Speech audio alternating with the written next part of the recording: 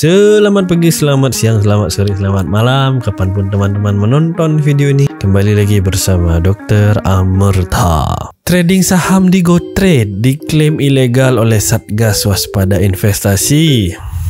Walaupun SWI mengatakan belum ada laporan pelaporan dari konsumen yang merasa dirugikan, tapi dia tetap menyatakan harus berhati-hati gitu. Karena kan kalau di Indonesia memang wajib memiliki perizinan dari OJK, dari Bapepti. GoTrade sendiri kan dia sudah diregulasi oleh Labuan Financial Service and Securities Act sejak tahun 2010 di Malaysia.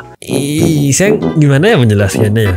Ya karena mereka merasa udah punya lisensi yang dekat dengan Indonesia, kayak ya pelan-pelan sih mereka akhirnya ngurus di Indonesia. Ya selain karena apa ya, kan susah ya di broker di Indonesia itu. Izinnya susah kan, ngurusnya agak susah gitu. Ya dengan kata lain ya GoTrade tetap dikatakan ilegal di Indonesia ya gitu. Padahal kan enak ya kita, di mana sih kita bisa beli saham dengan harga fraksional seperti itu gitu. Dulu kan bisa di eToro gitu. Saya kan pakai eToro juga ya untuk beli saham di luar negeri gitu. Malah cukup besar sih saya naruh di eToro, tapi karena ya masalah itu tadi ya susah ngurus legalisasi di Indonesia gitu. Akhirnya eToro tuh menutup semua pendaftaran akun baru di Indonesia gitu. Males drama ya.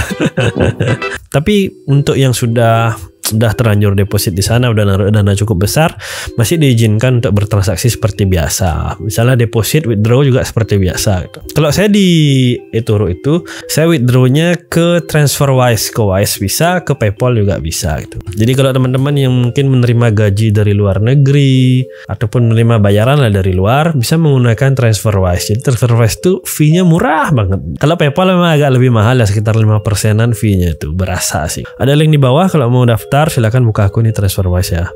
Oke lanjut. Jadi kalau di GoTrade ini tadi pagi itu saya maunya top up. Saya mau top up lagi 100 juta. Biasanya kan bisa top up menggunakan virtual account ya. Virtual account bank BNI atau transfer antar bank juga bisa sih. Ada bank-bank lain juga, Bank Mandiri segala macam bisa. Jadi dari pagi itu saya transfer maunya via virtual akun bank BNI, tapi nggak bisa gitu. Ya udah saya langsung hubungi Mas Anggap. Ya dia adalah seorang representatif sih sebenarnya untuk GoTrade, berdomisili sekarang di Malaysia, Jakarta atau di Malaysia, saya kira bolak-balik sih beliau. Jangan tiru ya, ini kan orang dalam. Kalau Anda ada masalah, lapornya ke customer service-nya, ada nomor resmi di aplikasinya ya.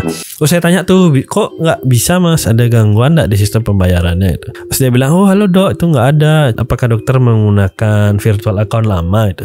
Ya karena kan dulu kan kalau setiap kita top up, kita dapat virtual account yang beda-beda gitu. Tapi nggak sih, saya pakai virtual account baru sini, saya pakai virtual account baru, tetap nggak bisa gitu. Ya silakan initiate aja deposit baru dok dengan nomor VA yang baru. Jadi yang lama itu nggak usah lagi di deposit gitu. Kenapa saya kenceng banget sih naruh uang di GoTrade? Karena kita lagi diskon lah. Ya kan semua saham di luar negeri lagi turun bang. Ini kalau ngeliatin aplikasi eToro saya sedih sekali ya. Gini. Jadi kan saya mulai nabung di eToro itu kalau nggak salah 2019. Terus pas pandemi kemarin di 2020 itu kan lagi murah banget kan gitu. Jadi status saya beli banyak saham lah pada waktu itu, dan memang naik kan gitu. Bukan ngerasa jenius sih.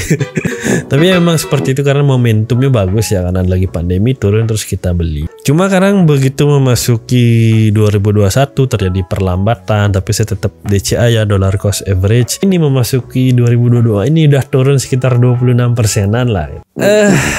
Mungkin kalau saya yang dulu, mungkin yang belum belajar investasi, pasti bakal sedih terus kan ngelihat minus, ngelihat merah. Pasti kita berpikir, aduh kok bisa seperti ini, saya salah gimana, apa saya harus cut loss, kan pertanyaan seperti itu kan sering keluar.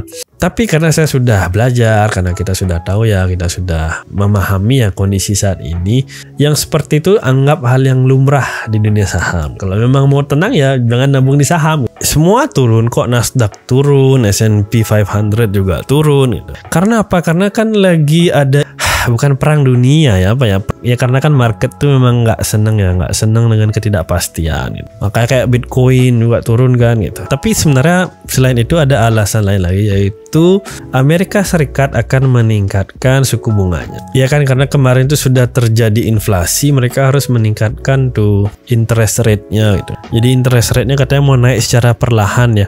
Nah gini nih, dari dulu hubungannya selalu seperti ini nih kalau saham-saham di luar negeri. Jadi kalau interest rate naik, orang-orang yang punya uang biasanya mereka narik dari saham, terus mereka nyimpen di bank biasa karena kan interest rate-nya naik. Jadi mereka lebih memilih uang mereka ditaruh di tempat yang aman walaupun returnnya lebih kecil gitu. Paham nggak?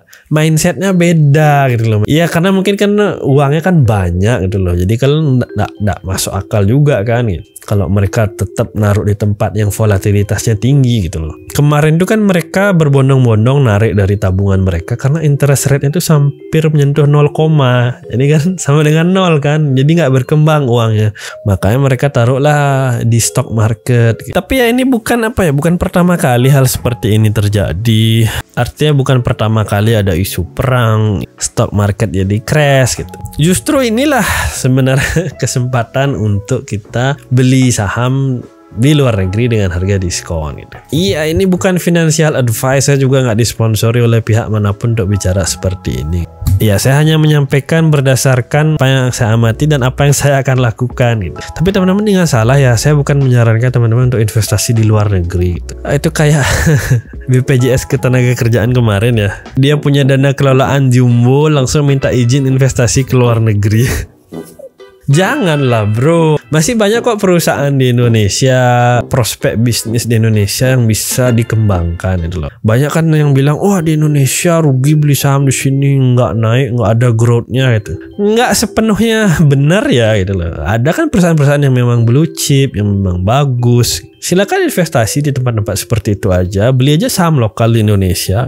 Jadi saya kemarin top up untuk GoTrade itu kan 100 juta, tapi untuk di saham lokal di Indonesia juga saya top up juga gitu. Reksadana obligasi yang aman-aman juga saya tetap tabung seperti biasa. Jadi diversifikasi gitu loh. Ya gini intinya kalau Anda nggak memahami dengan baik, nggak memahami dengan benar, lebih baik jangan investasi di sana gitu. Resiko kehilangan uangnya besar gitu. Ingat ya, ini bukan cuan sesat, ini sebenarnya cuan sehat, cuma ada level resikonya. Jadi ada yang low, moderate, high risk. Kalau udah kita bahas saham apalagi di luar negeri itu udah high risk banget itu. Kecuali teman-teman memang benar-benar percaya sama perusahaannya dan memang mengerti laporan keuangannya, bisa baca laporan keuangannya, harga book value-nya gitu. Silahkan, tapi kalau memang itu digoreng oleh seseorang lebih baik jangan. Yang di Indonesia juga banyak kok yang kita bisa pelajari kan, perusahaannya juga ada di sebelah rumah kita. Jadi kita tahu kan, bisa cek-cek ke sana lah gitu. Ada BBCA, ada Sido muncul. Cintailah produk-produk Indonesia. Oke, mungkin itu aja dari saya untuk update GoTrade di 2022 ini yang sahamnya lagi merah. Saya juga merasakan hal yang sama. Jangan panik, jangan buru-buru panik. Kalau Anda yakin perusahaannya memang perusahaan blue chip yang akan memiliki performa bagus di masa depan nanti, hold aja 5, 10 sampai 20 tahun. Kalau Anda tidak siap untuk hold 10 sampai 20 tahun, lebih baik jangan main di saham. Apalagi uang-uang yang mau dipakai dalam jangka waktu dekat, jangan taruh di saham. Apalagi yang udah pensiun ya, saya udah wanti-wanti berkali-kali nggak usah lah main saham lagi, main yang aman-aman aja. Oke, jangan lupa like dan subscribe-nya. Semoga ini bermanfaat buat kita semua. Sampai ketemu di video berikutnya. Dadah.